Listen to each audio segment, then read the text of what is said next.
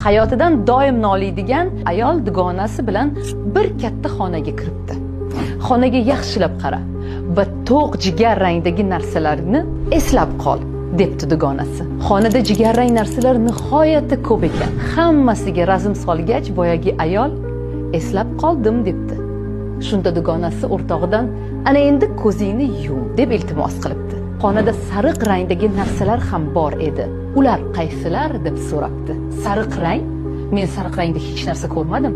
Sen menga faqat jigarrang narsalar haqida gapirding deb javob beribdi boyagi ayol. Ko'zini ochgach, boyagi noliydigan ayol xonaga razm solibdi. Qarasa, narsalarning yarmidan ko'pi sariq rangda ekan. Shunda dugonasi, ko'rdingmi?